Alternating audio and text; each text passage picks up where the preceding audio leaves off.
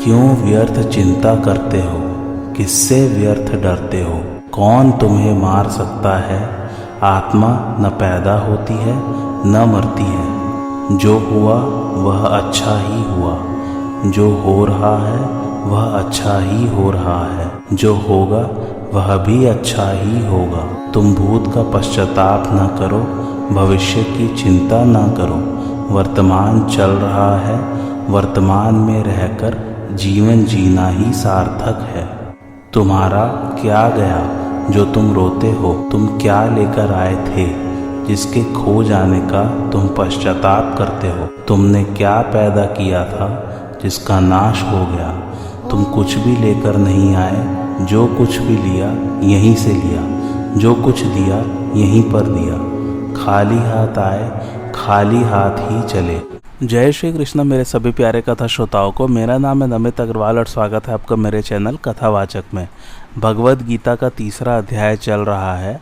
आइए आज की कथा आरंभ करते हैं। सत्व, रज और तम ये तीनों प्रकृतिजन्य गुण मनुष्य को बांधने वाले हैं। सत्वगुण सुख और ज्ञान की आसक्ति से, रजोगुण कर्म की आसक्ति से और तमोगुण प्रमाद, आलस्य तथा निद्रा से मनुष्य को बांधता है। उपर्युक्त पदों में उन अज्ञानियों का वर्णन है जो प्रकृतिजन्य गुणों से अत्यंत मोहित अर्थात बंधे हुए हैं, परंतु जिनका शास्त्रों में, शास्त्र विहित शुभ कर्मों में तथा उन कर्मों के फलों में श्रद्धा विश्वास है। लौकिक और पारलौकिक भोगों की कामना के कारण ये पुरुष पदार्थों और कर्मों में आसक्त रहते हैं। इस कारण इनसे ऊंचे उठने की बात समझ नहीं सकते, इसलिए भगवान ने इन्हें अज्ञानी कहा है। अज्ञानी मनुष्य शुभ कर्म तो करते हैं, पर करते हैं नित्य निरंतर न रहने वाले नाशवान पदार्थों की प्राप्ति के लिए। धन आदि प्राप्त पदार्थों में वे ममता रखते हैं और अप्राप्त पदार्थों की कामना करते हैं। इस प्रकार ममता और कामना से बंधे रहने के कारण वे पदार्थों और कर्मों के तत्वों को पूर्ण रूप से नहीं जान सकते। अज्ञानी मनुष्य शास्त्र विहित कर्म और उनकी विधि को तो ठीक तरह से जानते हैं, पर गुणों और कर्मों के तत्वों को ठीक तरह से न जानने के कारण उन्हें पूर्णतया न जानने वाला कहा गया है और सांसारिक भोग तथा संग्रह में रुचि होने के कारण उन्हें मंदबुद्धि कहा गया है। गुण और कर्म विभाग को पूर्णतया जानने वाले तथा कामना ममता से रहित ज्ञानी पुरुष को चाहिए कि वह पूर्व वर्णित अर्थात सकाम भावपूर्वक शुभ कर्मों में लगे हुए अज्ञानी पुरुषों को शुभ कर्मों से विचलित न करे, जिससे वे मंदबुद्धि पुरुष अपनी वर्तमान स्थिति से नीचे न गिर जाए। भगवान ने तत्वज्ञ महापुरुष को स्वयं कर्म करने की तथा अज्ञानी पुरुषों से भी वैसे ही कर्म करवाने की आज्ञा दी थी, परंतु यहाँ भगवान ने आज्ञा न देकर मानो उसमें कुछ ढील दी है कि ज्ञानी पुरुष अधिक नहीं तो कम से कम अपने संकेत, वचन और क्रिया से अज्ञानी पुरुषों को विचलित न करे। कारण कि जीवन मुक्त महापुरुष पर भगवान और शास्त्र अपना शासन नहीं रखते। उनके कहलाने वाले शरीर से स्वतः स्वाभाविक लोक संग्रहार्थ क्रियाएं हुआ करती हैं। क्रिया और कर्म इन दोनों में भी भेद है। क्रिया के साथ जब मैं करता हूँ ऐसा अहम भाव रहता है, तब वह क्रिया कर्म हो जाती है और उसका इष्ट, अनिष्ट और मिश्रित तीन प्रकार का फल मिलता है। परंतु जहाँ मैं करता नहीं हूँ ऐसा भाव रहता है, वहाँ वह क्रिया कर्म नहीं बनती अर्थात फलदायक नहीं होती।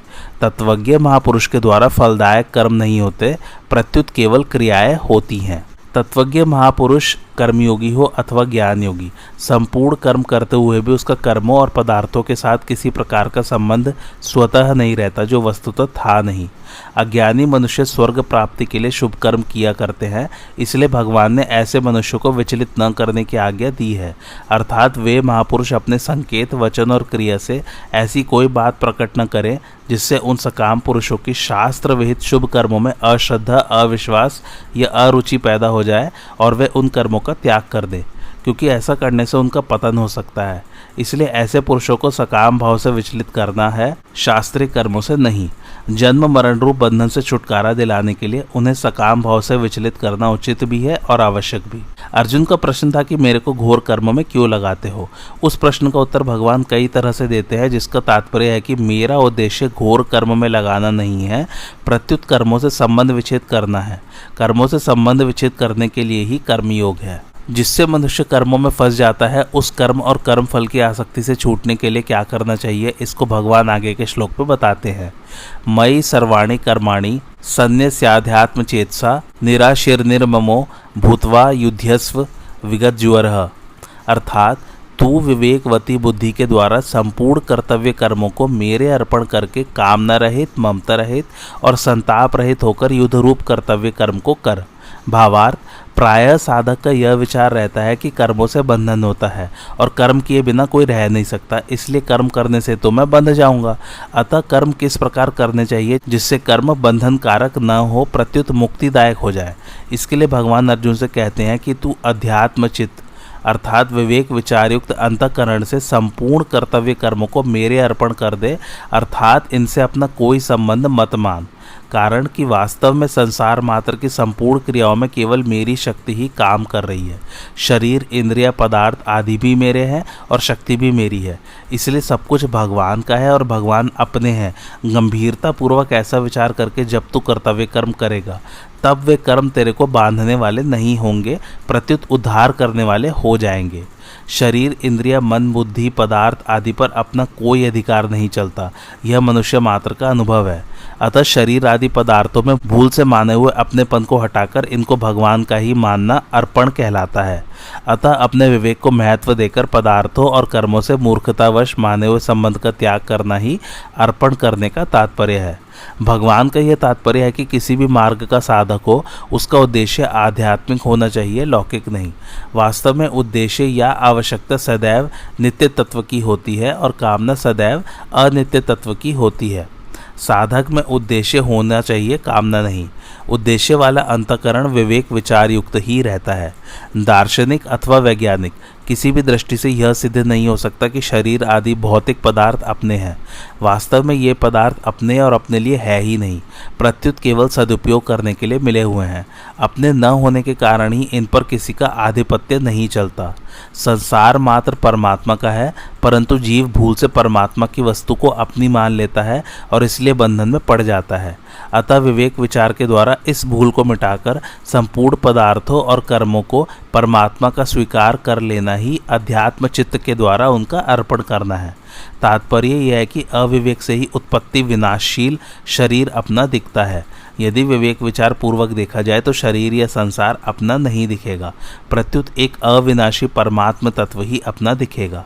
संसार को अपना देखना ही पतन है और अपना न देखना ही उत्थान है। 2 अक्षरों का मम, यह मेरा है, ऐसा भाव मृत्यु है, और 3 अक्षरों का न मम, यह मेरा नहीं है, ऐसा भाव अमृत सनातन ब्रह्म है। भगवान ने संपूर्ण कर्मों को अर्पण करने की बात इसलिए कही है कि मनुष्य ने शरीर, इंद्रिय, मन, बुद्धि, प्राण, उपकरण अर्थात कर्म करने में उपयोगी सामग्री तथा क्रियाओं को भूल से अपनी और अपने लिए मान लिया, जो कभी इसके थे नहीं, है नहीं, होंगे नहीं और हो सकते भी नहीं।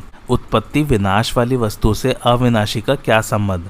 अतः कर्मों को चाहे संसार के अर्पण कर दे, चाहे प्रकृति के अर्पण कर दे और चाहे भगवान के अर्पण कर दे, तीनों का एक ही नतीजा होगा, क्योंकि संसार प्रकृति का कार्य है और भगवान प्रकृति के स्वामी है। इस दृष्टि से संसार और प्रकृति दोनों भगवान के हैं। अतः मैं भगवान का हूँ और मेरी कहलाने वाली मात्र वस्तुएं भगवान की हैं। इस प्रकार सब कुछ भगवान के अर्पण कर देना चाहिए, अर्थात अपनी ममता उठा देनी चाहिए। ऐसा करने के बाद फिर साधक को संसार या भगवान से कुछ भी चाहना नहीं पड़ता, क्योंकि जो उसे चाहिए उसकी व्यवस्था भगवान स्वतः करते हैं। अर्पण करने के बाद फिर शरीर आदि पदार्थ अपने प्रतीत नहीं होने चाहिए। यदि अपने प्रतीत होते हैं तो वास्तव में अर्पण हुआ ही नहीं। इसलिए भगवान ने विवेक विचारयुक्त चित्त से अर्पण करने के लिए कहा है, जिससे यह वास्तविकता ठीक तरह से समझ में आ जाए कि ये पदार्थ भगवान के ही हैं, अपने है ही नहीं। भगवान के अर्पण की बात ऐसी विलक्षण है कि किसी तरह से उकताकर भी अर्पण किया जाए तो भी लाभ ही लाभ है, कारण कि कर्म और वस्तुएं अपनी है ही नहीं। कर्मों को करने के बाद भी उनका अर्पण किया जा सकता है, पर वास्तविक अर्पण पदार्थों और कर्मों से संबंध विच्छेद होने पर ही होता है। पदार्थों और कर्मों से संबंध विच्छेद तभी होता है जब यह बात ठीक ठीक अनुभव में आ जाए कि शरीर आदि उपकरण, सांसारिक पदार्थ, कर्म और स्वयं ये सब भगवान के ही हैं। साधक से प्रायः यह भूल होती है कि वह उपकरणों को तो भगवान का मानने की चेष्टा करता है, पर करण तथा स्वयं भी भगवान के हैं, इस पर ध्यान नहीं देता। इसलिए उसका अर्पण अधूरा रह जाता है।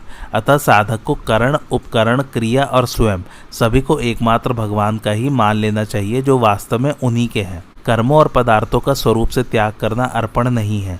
भगवान की वस्तु को भगवान की ही मानना वास्तविक अर्पण है। जो मनुष्य वस्तु को अपनी मानते हुए भगवान के अर्पण करता है, उसके बदले में भगवान बहुत वस्तुएं देते हैं। जैसे पृथ्वी में जितने बीज बोए जाएं, उससे कई गुना अधिक अन्न पृथ्वी देती है, पर कई गुना मिलने पर भी वह सीमित ही मिलता है। परंतु जो वस्तु को अपनी न मानकर भगवान की ही मानते हुए भगवान के अर्पण करता है, भगवान उसे अपने आप को देते हैं और ऋणी भी हो जाते हैं। तात्पर्य है कि वस्तु को अपनी मानकर देने से, अंतःकरण में वस्तु का महत्व होने से उस वस्तु का मूल्य वस्तु में ही मिलता है, और अपनी न मानकर देने से स्वयं भगवान मिलते हैं। वास्तविक अर्पण से भगवान अत्यंत प्रसन्न होते हैं। इसका अर्थ यह नहीं कि अर्पण करने से भगवान को कोई सहायता मिलती है, परंतु अर्पण करने वाला कर्म बंधन से मुक्त हो जाता है और इसी में भगवान की प्रसन्नता है। जैसे छोटा बालक आंगन में पड़ी हुई चाबी पिताजी को सौंप देता है तो पिताजी प्रसन्न हो जाते हैं, जबकि छोटा बालक भी पिताजी का है, आंगन भी पिताजी का है और चाबी भी पिताजी की है। पर वास्तव में पिताजी चाबी के मिलने से नहीं, प्रत्युत बालक का देने का भाव देखकर प्रसन्न होते हैं और हाथ ऊंचा करके बालक से कहते हैं कि तू इतना बड़ा हो जा, अर्थात उसे अपने से भी ऊंचा बना लेते हैं। इसी प्रकार संपूर्ण पदार्थ, शरीर तथा आत्मा भगवान के ही हैं। अतः उन पर से अपनापन हटाने और उन्हें भगवान के अर्पण करने का भाव देखकर ही भगवान प्रसन्न हो जाते हैं और उसके ऋणी हो जाते हैं। परमात्मा ने मनुष्य शरीर की रचना बड़े विचित्र ढंग से की है। मनुष्य के जीवन निर्वाह और साधन के लिए जो जो आवश्यक सामग्री है, वह उसे प्रचुर मात्रा में प्राप्त है। उसमें भगवत प्रदत्त विवेक भी विद्यमान है। उस विवेक को महत्व न देकर जब मनुष्य प्राप्त वस्तुओं का ठीक ठीक सदुपयोग नहीं करता, प्रत्युत उन्हें अपना मानकर अपने लिए उनका उपयोग करता है एवं प्राप्त वस्तुओं में ममता तथा अप्राप्त वस्तुओं की कामना करने लगता है, तब वह जन्म मरण के बंधन में बंध जाता है। वर्तमान में जो वस्तु, व्यक्ति, परिस्थिति, घटना, योग्यता, शक्ति, शरीर, इंद्रिया, मन, प्राण, बुद्धि आदि मिले हुए दिखते हैं, वे पहले भी हमारे पास नहीं थे और बाद में भी सदा हमारे पास नहीं रहेंगे, क्योंकि वे कभी एक रूप नहीं रहते, प्रतिक्षण बदलते रहते हैं। इस वास्तविकता को मनुष्य जानता है। यदि मनुष्य जैसा जानता है वैसा ही मान ले और वैसा ही आचरण में ले आए, तो उसका उद्धार होने में किंचित मात्र भी संदेह नहीं है। जैसा जानता है वैसा मान लेने का तात्पर्य यह है कि शरीर आदि पदार्थों को अपना और अपने लिए न माने, उनके आश्रित न रहे और उन्हें महत्व देकर उनकी पराधीनता स्वीकार न करे। पदार्थों को महत्व देना महान भूल है। उनकी प्राप्ति से अपने को कृतार्थ मानना महान बंधन है। नाशवान पदार्थों को महत्व देने से ही उनकी नई नई कामनाएं उत्पन्न होती हैं।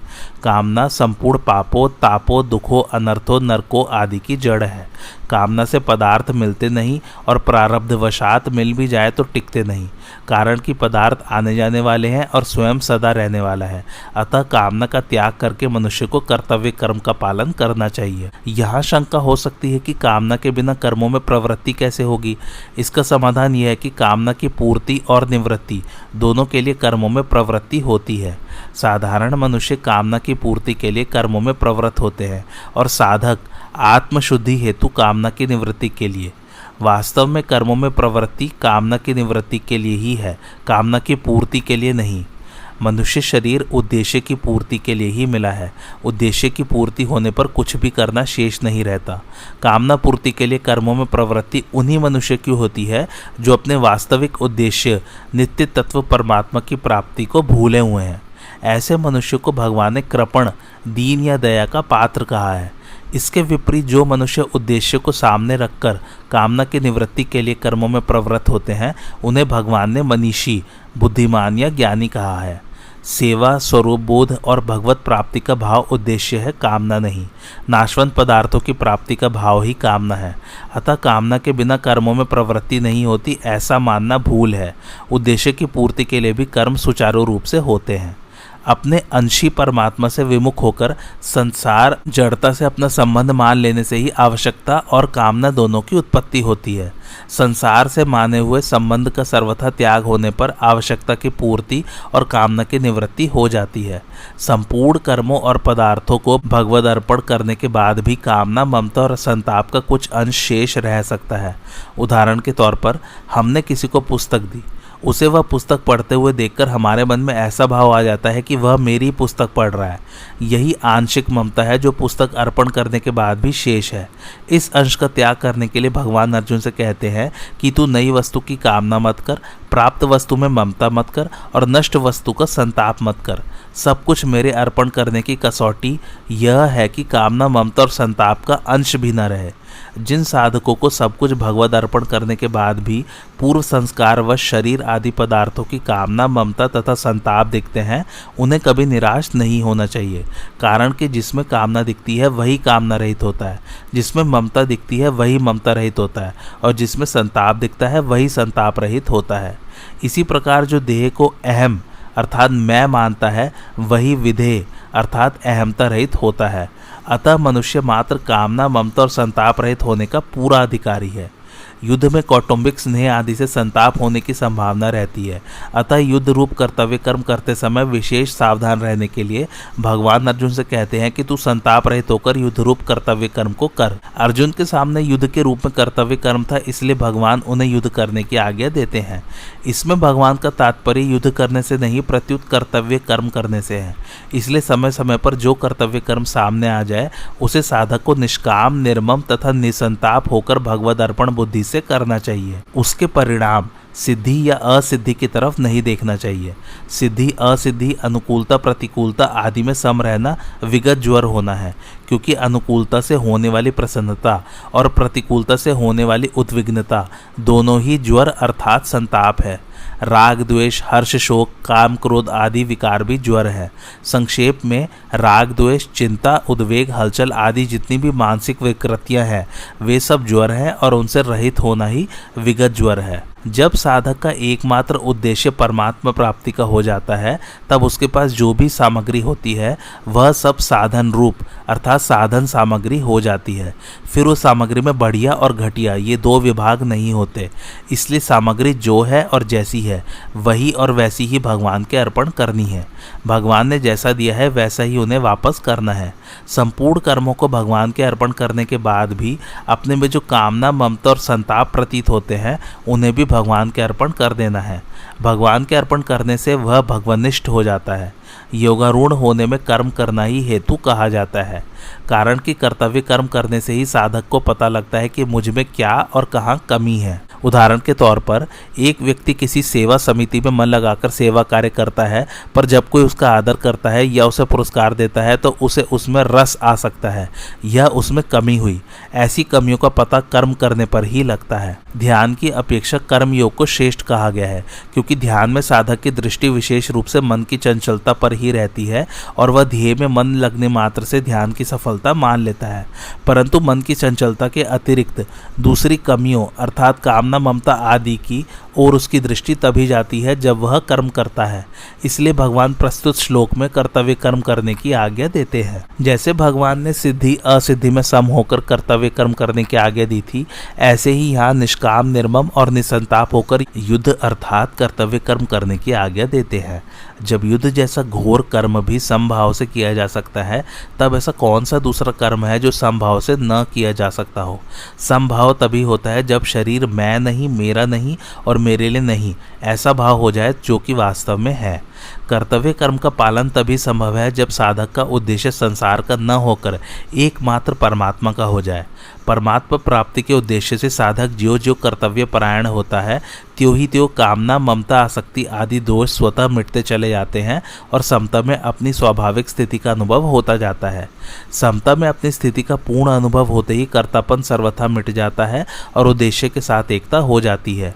यह नियम है कि अपने लिए कुछ भी पाने या करने की इच्छा न रहने पर अहम स्वतः नष्ट हो जाता है। अर्जुन कल्याण तो चाहते हैं पर युद्ध रूप कर्तव्य कर्म से हटकर।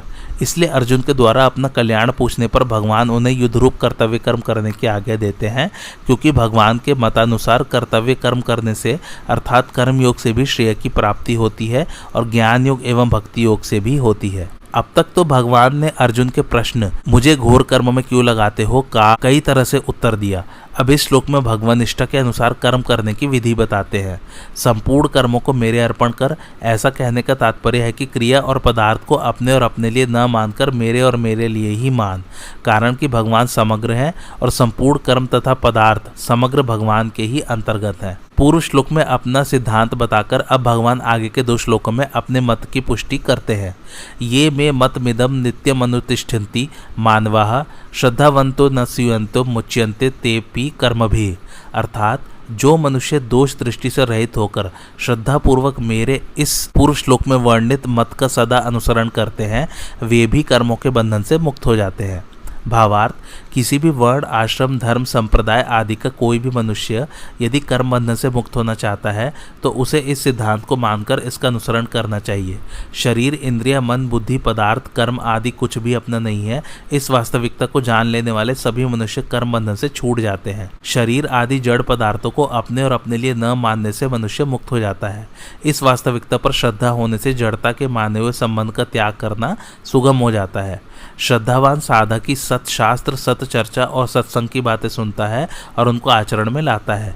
मनुष्य शरीर परमात्मा प्राप्ति के लिए ही मिला है, अतः परमात्मा को ही प्राप्त करने की एकमात्र उत्कट अभिलाषा होने पर साधक में श्रद्धा, तत्परता, संयतेंद्रियता आदि स्वतः आ जाते हैं। अतः साधक को मुख्य रूप से परमात्मा प्राप्ति की अभिलाषा को ही तीव्र बनाना चाहिए। गुणों में दोष देखने को असूया कहते हैं। जहाँ श्रद्धा रहती है वहाँ भी किसी अंश में दोष दृष्टि रह सकती है।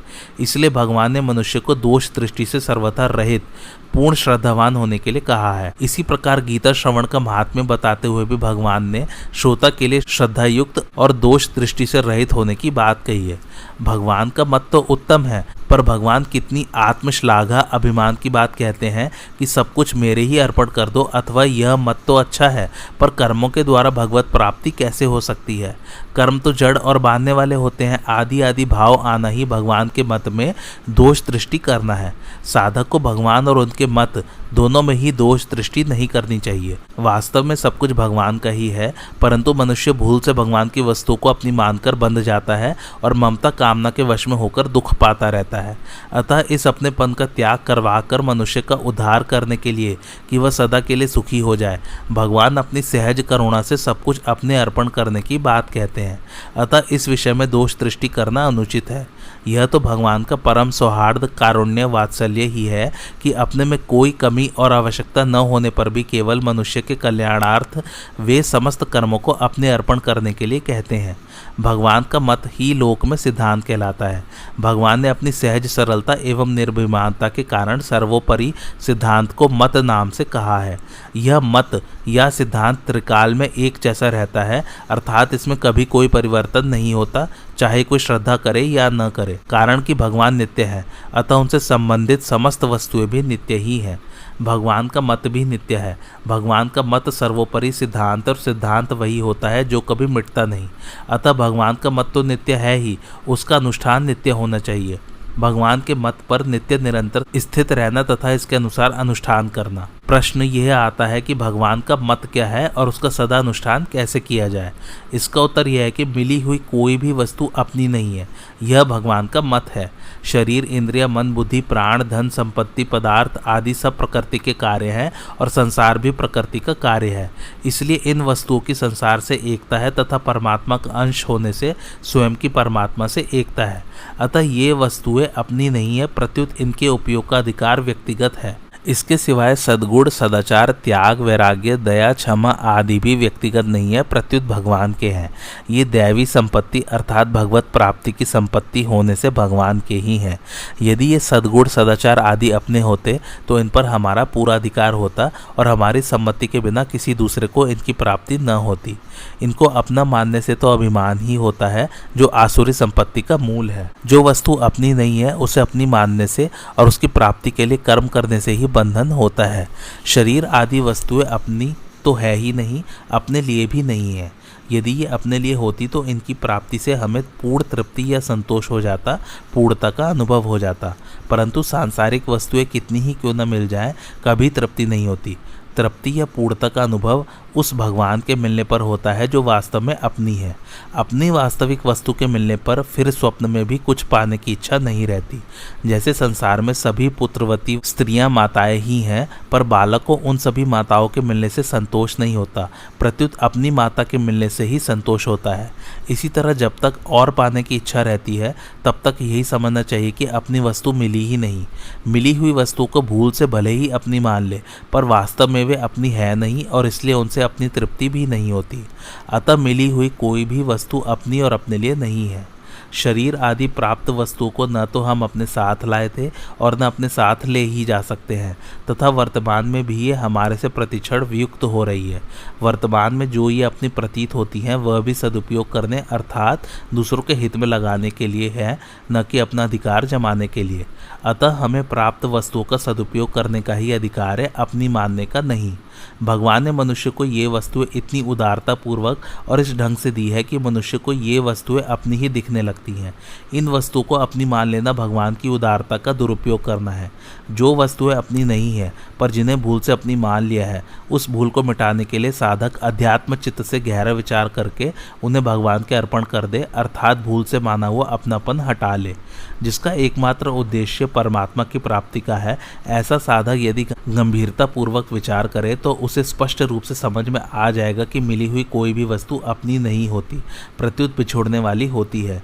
शरीर, पद, अधिकार, शिक्षा, योग्यता, धन, संपत्ति, जमीन आदि जो कुछ मिला है संसार से ही मिला है और संसार के लिए ही है। मिली हुई वस्तुओं को चाहे संसार का माने, चाहे प्रकृति का माने और चाहे भगवान का माने, पर मुख्य बात यही है कि वे अपनी नहीं है। जो वस्तुएं अपनी नहीं है वे अपने लिए कैसे हो सकती हैं? साधक को न तो कोई वस्तु अपनी माननी है और न कोई कर्म ही अपने लिए करना है। अपने लिए किए गए कर्म बांधने वाले होते हैं, अर्थात निष्काम भाव पूर्वक परहित के लिए किए जाने वाले कर्तव्य कर्म के अतिरिक्त अन्य अपने लिए किए गए कर्म मनुष्य को बांधने वाले होते हैं। यज्ञ के लिए कर्म करने वाले साधक के संपूर्ण कर्म संचित कर्म भी विलीन हो जाते हैं। भगवान समस्त लोकों के महान स्वामी हैं। जब मनुष्य अपने को वस्तुओं का स्वामी मान लेता है तब वह अपने वास्तविक स्वामी को भूल जाता है, क्योंकि वह अपने को जिन वस्तुओं का स्वामी मानता है उसे उन्हीं वस्तुओं का चिंतन होता है। अतः भगवान को ही विश्व का एकमात्र स्वामी मानते हुए साधक को संसार में सेवक की तरह रहना चाहिए। सेवक अपने स्वामी के समस्त कार्य करते हुए भी अपने को कभी स्वामी नहीं मानता।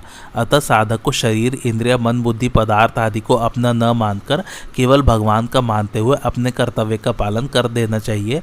कर्म करने में निमित्त मात्र बन जाना चाहिए। अपने में स्वामी पने का अभिमान नहीं करना चाहिए। सर्वस्व भगवत अर्पण करने के बाद लाभ, हानि, मान, अपमान, सुख, दुख आदि जो कुछ आए उनको भी साधक भगवान का ही माने और उनसे अपना कोई प्रयोजन न रखे। कर्तव्य मात्र प्राप्त परिस्थिति के अनुरूप होता है। परिस्थिति के अनुरूप प्रसन्नता पूर्वक अपने कर्तव्य का पालन करता रहे, यही भगवान के मत का सदा अनुसरण करना है। भगवान अर्जुन से मानो यह कहते हैं कि मैं तुम्हें तो सर्वस्व मेरे अर्पण करके कर्तव्य कर्म करने की स्पष्ट आज्ञा दे रहा हूँ, अतः मेरी आज्ञा का पालन करने से तुम्हारे मुक्त होने में कोई संदेह नहीं है।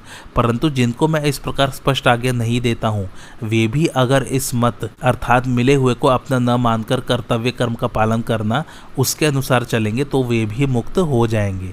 कारण कि यह मत ही ऐसा है कि चाहे मुझे माने या न माने, केवल इस मत का पालन करने से ही मनुष्य मुक्त हो जाता है। भगवान का मत ही वास्तविक और सर्वोपरि सिद्धांत है, जिसके अंतर्गत सभी मत मतांतर आ जाते हैं।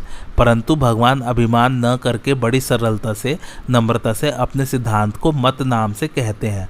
तात्पर्य है कि भगवान ने अपने अथवा दूसरे किसी के भी मत का आग्रह नहीं रखा है, प्रत्युत निष्पक्ष होकर अपनी बात सामने रखी है। मत सर्वोपरि नहीं होता, प्रत्युत व्यक्तिगत होता है। हर एक व्यक्ति अपना अपना मत प्रकट कर सकता है, परंतु सिद्धांत सर्वोपरि होता है जो सबको मानना पड़ता है।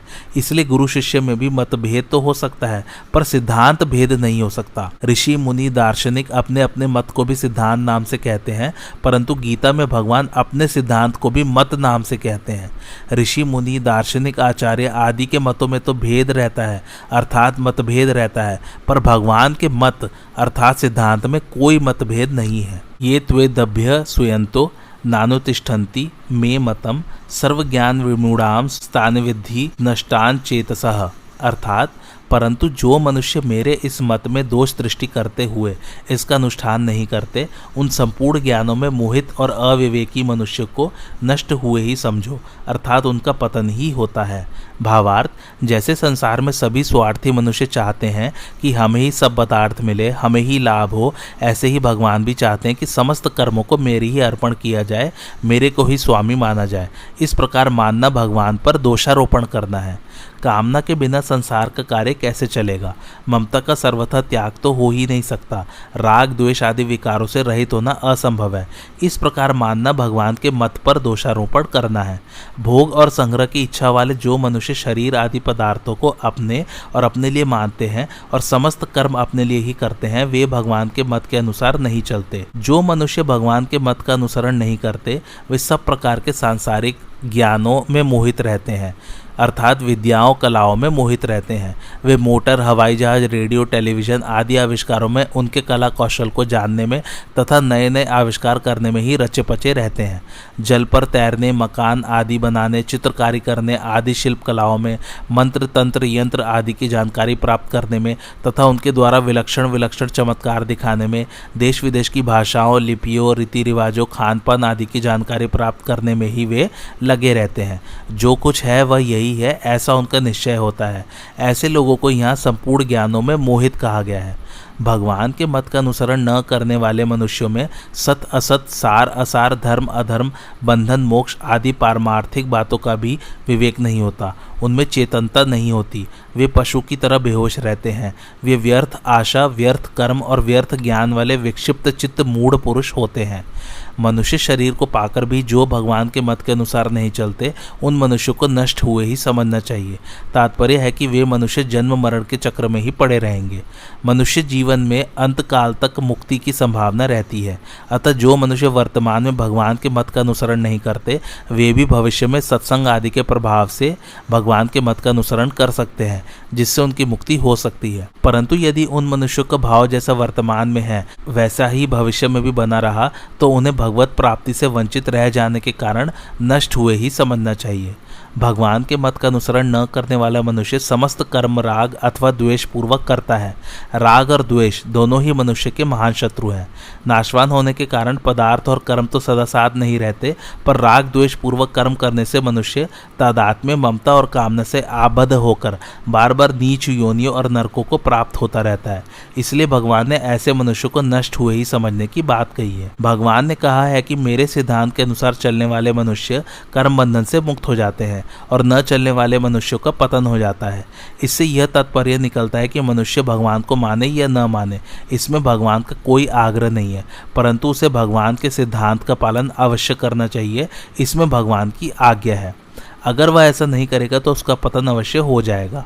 हाँ, यदि साधक भगवान को मानकर उनके मत का अनुष्ठान करे तो भगवान उसे अपने आप को दे देंगे, परंतु यदि भगवान को न मानकर केवल उनके मत का अनुष्ठान करे तो भगवान उसका उद्धार कर देंगे। तात्पर्य यह है कि भगवान को मानने वाले को प्रेम की प्राप्ति और भगवान का मत मानने वाले को मुक्ति की प्राप्ति होती है। भगवान के मत के अनुसार कर्म न करने से मनुष्य का पतन हो जाता है। ऐसा क्यों है, इसका उत्तर भगवान आगे के श्लोक में देते हैं।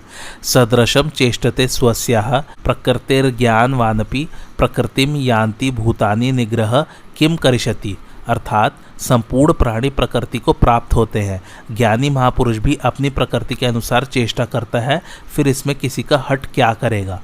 भावार्थ, जितने भी कर्म किए जाते हैं वे स्वभाव अथवा सिद्धांत को सामने रखकर किए जाते हैं। सिद्धांत वह है जो शास्त्र और भगवान की आज्ञा के अनुसार हो। शास्त्र और भगवान की आज्ञा के विपरीत सिद्धांत मान्य नहीं है। स्वभाव दो प्रकार का होता है, राग द्वेष रहित और राग द्वेष युक्त। जैसे रास्ते में चलते हुए कोई बोर्ड दिखाई दिया और उस पर लिखा हुआ पढ़ लिया, तो यह पढ़ना न तो राग द्वेष से हुआ और न किसी सिद्धांत से, अपितु राग द्वेष रहित स्वभाव से स्वतः हुआ। किसी मित्र का पत्र आने पर उसे राग पूर्वक पढ़ते हैं और शत्रु का पत्र आने पर उसे द्वेष पूर्वक पढ़ते हैं, तो यह पढ़ना राग द्वेष युक्त स्वभाव से हुआ। गीता, रामायण आदि सत शास्त्रों को पढ़ना सिद्धांत से पढ़ना हुआ। मनुष्य जन्म परमात्मा प्राप्ति के लिए ही है, अतः परमात्मा प्राप्ति के उद्देश्य से कर्म करना भी सिद्धांत के अनुसार कर्म करना है। इस प्रकार देखना, सुनना, सूंघना, स्पर्श करना आदि मात्र क्रियाएं स्वभाव और सिद्धांत दोनों से होती हैं। राग द्वेष रहित स्वभाव दोषी नहीं होता, प्रत्युत राग द्वेष द्वेष युक्त स्वभाव दोषी होता है। राग द्वेष पूर्वक होने वाली क्रियाएं मनुष्य को बांधती है क्योंकि इनसे स्वभाव अशुद्ध होता है, और सिद्धांत से होने वाली क्रियाएं उद्धार करने वाली होती हैं क्योंकि इनसे स्वभाव शुद्ध होता है। स्वभाव अशुद्ध होने के कारण ही संसार से मानवीय संबंध का विच्छेद नहीं होता। स्वभाव शुद्ध होने से संसार से मानवीय संबंध का सुगमता पूर्वक विच्छेद हो जाता है। ज्ञानी महापुरुष के अपने कहलाने वाले शरीर द्वारा स्वतः क्रियाएं हुआ करती है क्योंकि उसमें कर्तृत्वाभिमान नहीं होता। परमात्मा प्राप्ति चाहने वाले साधक की क्रियाएं सिद्धांत के अनुसार होती हैं। जैसे लोभी पुरुष सदा सावधान रहता है कि कहीं कोई घाटा न लग जाए, ऐसे ही साधक निरंतर सावधान रहता है कि कहीं कोई क्रिया राग द्वेष पूर्वक न हो जाए। ऐसी सावधानी होने पर साधक का स्वभाव शीघ्र शुद्ध हो जाता है और परिणाम स्वरूप वह कर्म बंधन से मुक्त हो जाता है। यद्यपि क्रिया मात्र स्वाभाविक ही प्रकृति के द्वारा होती है, तथापि अज्ञानी पुरुष क्रियाओं के साथ अपना संबंध मानकर अपने को उन क्रियाओं का कर्ता मान लेता है। पदार्थों और क्रियाओं से अपना संबंध मानने के कारण ही राग द्वेष उत्पन्न होते हैं, जिनसे जन्म मरण रूप बंधन होता है। परंतु प्रकृति से संबंध न मानने वाला साधक अपने को सदा अकर्ता ही देखता है। स्वभाव में मुख्य दोष प्राकृत पदार्थों का राग ही है। जब तक स्वभाव में राग रहता है तभी तक अशुद्ध कर्म होते हैं। अतः साधक के लिए राग ही बंधन का मुख्य कारण है। राग माने हुए अहम में रहता है और मन बुद्धि इंद्रियों एवं इंद्रियों के विषयों में दिखाई देता है। अहम दो प्रकार का है। पहला, चेतन द्वारा जड़ के साथ माने हुए संबंध से होने वाला तादात्म्य रूप अहम। दूसरा, जड़ प्रकृति का धातु रूप अहम। जड़ प्रकृति के धातु रूप अहम में कोई दोष नहीं है क्योंकि यह अहम मन बुद्धि इंद्रियों आदि की तरह एक कारण ही है, इसलिए संपूर्ण दोष माने हुए अहम में ही है। ज्ञानी महापुरुष में तादात्म्य रूप अहम का सर्वथा अभाव होता है, अतः उसके कहलाने वाले शरीर के द्वारा होने वाली समस्त क्रियाएं प्रकृति के धातु रूप अहम से ही होती हैं। वास्तव में समस्त प्राणियों की सब क्रियाएं इस धातु रूप अहम से ही होती है, परंतु जड़ शरीर को मैं और मेरा मानने वाला अज्ञानी पुरुष उन क्रियाओं को अपनी तथा अपने लिए मान लेता है और बंध जाता है। कारण कि क्रियाओं को अपनी और अपने लिए मानने से ही राग उत्पन्न होता है। शरीर के बढ़ने बदलने आदि क्रियाओं के समान शरीर निर्वाह की व्यवहारिक क्रियाएं भी स्वाभाविक रूप से होती हैं, परंतु राग द्वेष रहने से साधारण पुरुषों की तो इन व्यवहारिक क्रियाओं में लिप्तता रहती है, पर राग द्वेष न रहने से ज्ञानी महापुरुष की लिप्तता नहीं होती। यद्यपि अंतःकरण में राग द्वेष न रहने से ज्ञानी महापुरुष की प्रकृति निर्दोष होती है और वह प्रकृति के वशीभूत नहीं होता, तथापि वह चेष्टा तो अपनी प्रकृति के अनुसार ही करता है। जैसे कोई ज्ञानी महापुरुष अंग्रेजी भाषा नहीं जानता और उससे अंग्रेजी बोलने के लिए कहा जाए तो वह बोल नहीं सकेगा। वह जिस भाषा को जानता है उसी भाषा में बोलेगा। भगवान भी अपनी प्रकृति को वश में करके जिस योनि में अवतार लेते हैं उसी योनि के स्वभाव के अनुसार चेष्टा करते हैं। जैसे भगवान राम या कृष्ण रूप से मनुष्य योनि में अवतार लेते हैं तथा मत्स्य कच्छप वराह आदि योनियों में अवतार लेते हैं तो वहाँ उस योनि के अनुसार ही चेष्टा करते हैं। तात्पर्य है कि भगवान के अवतारी शरीरों में भी वर्ण योनि के अनुसार स्वभाव की भिन्नता रहती है, पर परवशता नहीं रहती। इसी तरह जिन महापुरुषों का प्रकृति अर्थात जड़ता से संबंध विच्छेद हो गया है उनमें स्वभाव की भिन्नता तो रहती है, पर परवशता नहीं रहती। परंतु जिन मनुष्यों का प्रकृति से संबंध विच्छेद नहीं हुआ है उनमें स्वभाव की भिन्नता और परवशता दोनों रहती है।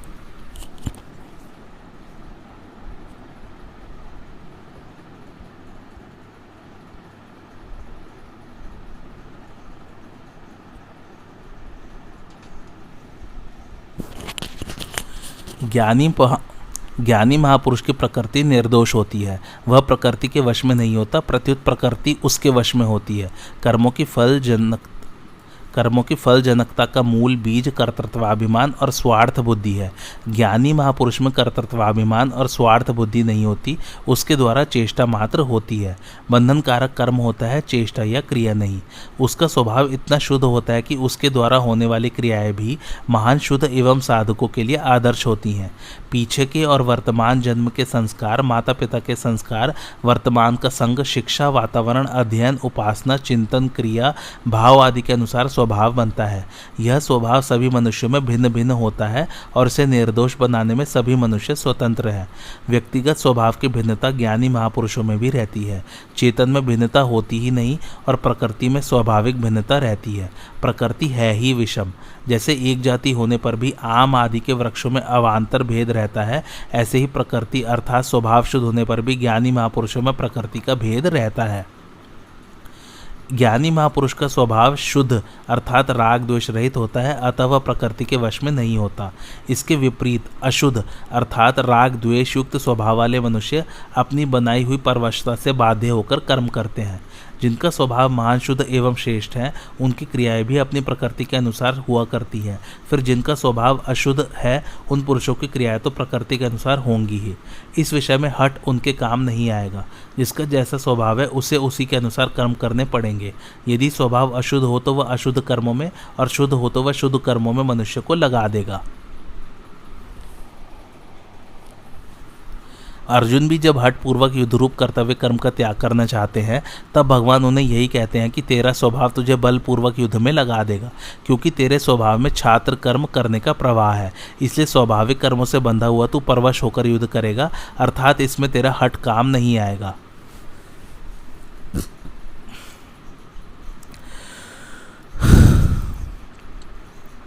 जैसे 100 मील प्रति घंटे की गति से चलने वाली मोटर अपनी नियत क्षमता से अधिक नहीं चलेगी, ऐसे ही ज्ञानी महापुरुष के द्वारा भी अपनी शुद्ध प्रकृति के विपरीत चेष्टा नहीं होगी।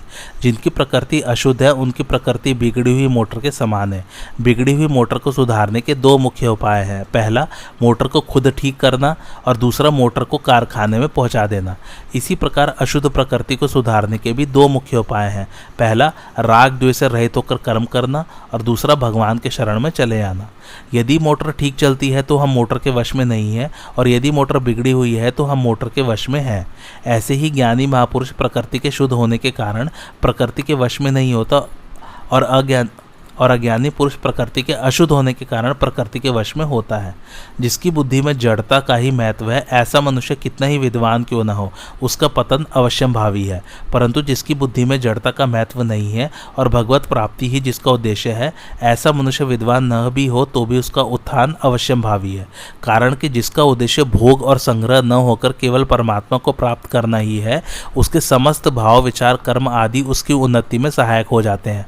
अतः साधक को सर्वप्रथम परमात्मा प्राप्ति का उद्देश्य बना लेना चाहिए। फिर उस उद्देश्य की सिद्धि के लिए राग द्वेष से रहित होकर कर्तव्य कर्म करने चाहिए। राग द्वेष से रहित होने का सुगम उपाय है मिले हुए शरीर आदि पदार्थों को अपना और अपने लिए न मानते हुए दूसरों की सेवा में लगाना और बदले में दूसरों से कुछ भी न चाहना। प्रकृति के वश में न होने के लिए साधक को चाहिए कि वह किसी आदर्श को सामने रखकर कर्तव्य कर्म करे।